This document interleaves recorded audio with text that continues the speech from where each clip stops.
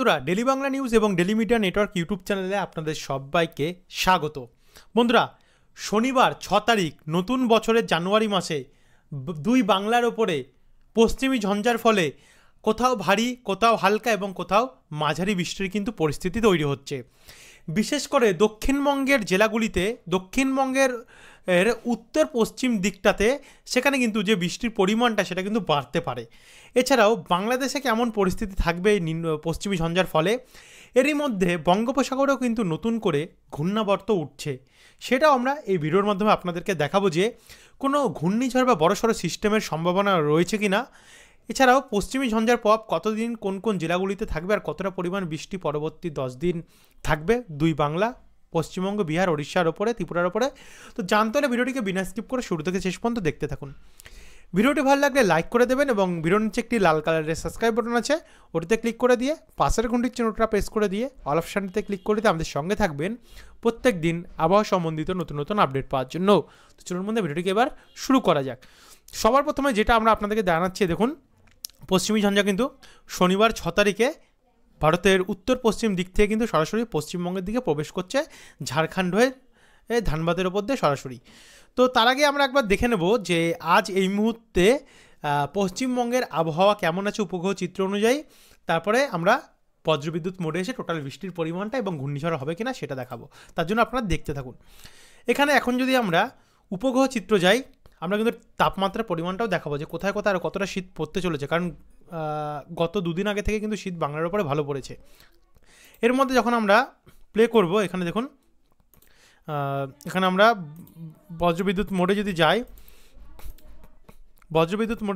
আমরা বজ্রবিদ্যুৎ মোডে গেলে 2 তারিখের পর থেকে আজ এই মুহূর্তে যেটা আপনাদেরকে দেখালাম যে আমরা একটু গ্লিচের কারণে প্রবলেমটা হচ্ছিল, তবে আমরা উপগ্রহ চিত্রে যাব আবার।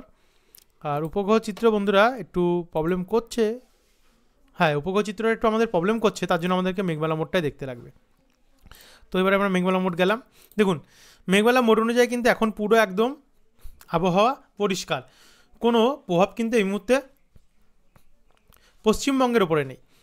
তবে আমরা এটাকে যদি একটু আগিয়ে নিয়ে যাই, আগিয়ে নিয়ে গেলে 3 তারিখ আগামীকালও কিন্তু আমরা ভালো মতনই মেঘ দেখতে পাচ্ছি কিছু কিছু জায়গায়, যেমন উত্তরবঙ্গের কিছু ঘেঁষোয়া বিহারের মধ্যে শিবগঞ্জ সাইডটাতে, আর এদিকে গোয়ালপাড়ার দিকে অসমে আমরা হালকা হালকা মেঘ দেখতে পাচ্ছি। এদিকে আমরা ছতাকবাজার, বিশ্বম্বরপুর এবং বালাগঞ্জ এবং জগন্নাথপুরে ফেনারবাগ সাইডে কিছুটা মেঘ আমরা লক্ষ্য করতে পারছি। আর এদিকে পশ্চিমী যেটা আমরা কুয়াশার সম্ভাবনা দেখতে পাচ্ছি, সেটা কিন্তু পাকিস্তানের ওপর থেকে দেখতে পাচ্ছেন, দিল্লির ওপর থেকে এই বিহার হয়ে পশ্চিমবঙ্গের দিকে ঢুকছে, তার জন্য এখানে কুয়াশাচ্ছন্ন আকাশ কিন্তু ভালোভাবে দেখা যেতে পারে, এটা কিন্তু আমরা বলছি। আর এদিকে টেম্পারেচারটাও কিন্তু বন্ধুরা ভালো মতনই কমবে। আরেকবার আমরা দেখে নেব উপগ্রহ চিত্র প্রবলেমটা সলভ হলো কি না। উপগ্রহ চিত্রের হ্যাঁ সলভ হয়েছে। তো এখানে দেখুন উপগ্রহ চিত্র এই মুহূর্তে যেটা দেখতে পাচ্ছি, পশ্চিমবঙ্গের আকাশ পুরো একদম পরিষ্কার, শুধু উত্তরবঙ্গে এখনও কিছু কিছু জায়গায় কুয়াশার প্রভাব রয়েছে, যেখানে রায়গঞ্জ, কারণদিঘি, কিষানগঞ্জ, ইসলামপুর, এখানে ঠাকুরগঞ্জ, বাংলাদেশের দিনাজপুর, কাকরোলে, শেতপুর, রংপুর, পীরগঞ্জ, তারপর হচ্ছে জামালপুর, শিরিশবাড়ি, এই সমস্ত জায়গাতে আমরা কিন্তু দেখতে পাচ্ছি এখন অবধি রয়েছে। ময়মনসিংহ, কিশোরগঞ্জ, কাপাসিয়া, লাখাই এবং কিছুটা অম্বাসা অর্থাৎ ত্রিপুরার দিকে এখন অবধি পশ্চিমী ঝঞ্ঝার ফলে, এবং যার ফলে কিছুটা আমরা উত্তরবঙ্গে দেখেছি পশ্চিমী ঝঞ্ঝা প্রবেশ করে গেছে ইতিমধ্যেই, তার ফলে কিন্তু আমরা এখানে একটু কুয়াশা দেখতে পাচ্ছি। এবার আমরা চলে যাব তাপমাত্রা মোড়ে, আপনাদেরকে একবার আমরা বায়ুর ঝাপটা মোড দেখাই, তারপর আমরা বজ্রবিদ্যুৎ মোডে এসে বৃষ্টির পরিমাণটা দেখাবো। তো বায়ুর ঝাপটা মোড গেলে একবার যদি আপনাদেরকে আমরা জিএফএস মডেলে নিয়ে যাই, তাহলে আমরা যেটা দেখতে পাচ্ছি যে কোনো ঘূর্ণাবর্ত বা কোনো সিস্টেম তৈরি হবে কিনা। আগামীকাল 3 তারিখে কোনো সিস্টেম নেই, 4 তারিখের মধ্যে আমরা কোনো সিস্টেম দেখতে পাচ্ছি না, 5 তারিখ শুক্রবারের মধ্যেও কিছু নেই, 6 তারিখ শনিবারেও আপাতত কিছু দেখা যাচ্ছে না, 7 তারিখ রোববারেও কিছু নেই, 8 তারিখের মধ্যেও কিছু নেই। কিন্তু এদিকে দক্ষিণ চীন সাগর থেকে কিন্তু আমরা জলীয় বাষ্প কিন্তু প্রবেশ করতে দেখতে পাচ্ছি।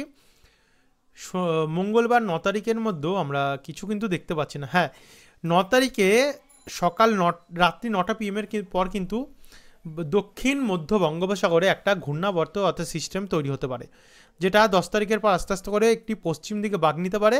বাঁক নেওয়ার পর আমরা 11 তারিখের মধ্যে দেখতে পাচ্ছি এটা একটু শক্তি বেড়ে এটা ভারতের উপকূলের দিকে না গিয়ে একটু নিচের দিকে অর্থাৎ দক্ষিণ পূর্ব দিক বরাবর কিন্তু নামতে পারে, যার জন্য এটা বোঝা যাচ্ছে না এটা কোথায় যাবে, এটা এখনও অবধি সেই নিয়ে কোনো কনফার্মেশন বলা যাচ্ছে না, তবে এটা যে গতি সর্বোচ্চ সেটা আমরা কিন্তু 69 কিলোমিটার প্রতি ঘন্টায় লক্ষ্য করতে পারছি।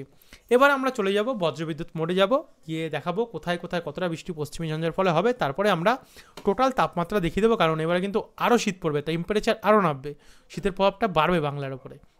এবার আমরা চলে যাব বজ্রবিদ্যুৎ মোড, এবং বজ্রবিদ্যুৎ মোডে যেটা আমরা দেখতে পাচ্ছি যে ইসিএমডাব্লিউএফ মডেল।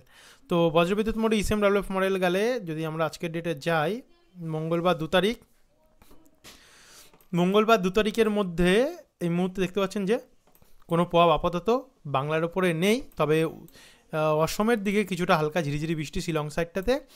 এদিকে দার্জিলিং সাইডটাতে আমরা দার্জিলিং, রিম্পিক, রামান এবং সোরেং এই জায়গাগুলোতে আমরা কয়েক পশলা বৃষ্টি দেখতে পাচ্ছি। তো এই জায়গাগুলো কিন্তু এমন। তারপরে আস্তে আস্তে করে বুধবার 3 তারিখের পর আমরা যদি যাই, দেখুন 3 তারিখের মধ্যে আপাতত আমরা কোনো প্রভাব কিন্তু লক্ষ্য করতে পারছি না। আমাদের এই গ্রাফিক্সটা একটু হয়তো প্রবলেম করছে বন্ধুরা, তার জন্য আপনাদেরকে একটু ক্ষমা চেয়ে নিচ্ছি আমি। এদিকে নেটের গণ্ডগোলের কারণে আমাদের গ্রাফিক্সটা প্রবলেম করছে একটুখানি। তো এখানে 3 তারিখের মধ্যেও কিন্তু আপাতত দক্ষিণবঙ্গে কোনো বৃষ্টি নেই।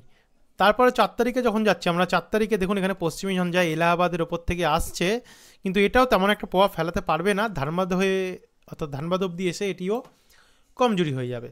এরপর আমরা শুক্রবার যদি 5 তারিখ যাই, 5 তারিখ গেলে যেখানে আমরা লক্ষ্য করতে পারছি, দেখুন এখানে 5 তারিখেও কিন্তু কোনো প্রভাব আপাতত আমরা দেখতে পাচ্ছি না। এরপর 6 তারিখ থেকে কিন্তু মেন প্রভাবটা বাংলার উপরে প্রবেশ করতে পারে। তো আমরা যদি 6 তারিখ শনিবারে যাই, এই দেখুন শনিবারে কখন থেকে প্রভাবটা চালু হবে, এখানে আমরা রাত্রি 11টা যখন যাচ্ছি, রাত্রি 11টা PM মধ্যে, তখন কিন্তু শনিবার পড়েনি, শুক্রবার 5 তারিখে থাকছে। সে সময় হুড়া, পুরুলিয়া, বাঁকার ও মিউরি হয়ে আমরা দেখতে পাচ্ছি যে পশ্চিমী ঝঞ্ঝার প্রভাব ঢুকছে, যার জন্য কোথাও কোথায় 3 মিলিমিটার, কোথাও কোথাও 2 মিলিমিটার বৃষ্টির আমরা সম্ভাবনা দক্ষিণবঙ্গের ওপরে দেখতে পাচ্ছি। এরপর শনিবার 6 তারিখ যখন আমরা ভোর 3টের সময় যাচ্ছি, সেখানে কিন্তু বাঁকুড়া, হুড়া, সোনামুখী, দুর্গাপুর অর্থাৎ বীরভূম ডিস্ট্রিক্টে, এখানে আসানসোলের দিকে বারজোড়া, তারপর হচ্ছে কাকসা, শালতোরা, কুলতি, রঘুনাথপুর, নিরসা, চিত্তরঞ্জন নালা এবং জামতারা, দুবরাজপুর, সিউড়ি হয়ে আমরা এখানে বৃষ্টির সম্ভাবনা লক্ষ্য করতে পারছি, যেখানে দুমকা হয়েও দেওঘরের সাইডটাতে দেখা যাচ্ছে, অর্থাৎ ঝাড়খণ্ড নিয়ে এবং পশ্চিমবঙ্গ নিয়ে কিন্তু আমরা বৃষ্টির পরিমাণ দেখতে পাচ্ছি ভালোই থাকছে। তারপরে আমরা এটাকে যদি আরেকটু এগিয়ে যাই, আরেকটু এগিয়ে গেলে দেখুন এখানে যদি সেটা 6টার পর অর্থাৎ 7টার পর আমরা 8টা বা 9টার দিকে গেলে, দেখুন এখানে একটু পরিবর্তন, হয়তো যেটা বললাম আপনাদেরকে বন্ধুরা, বৃষ্টিটা এখানে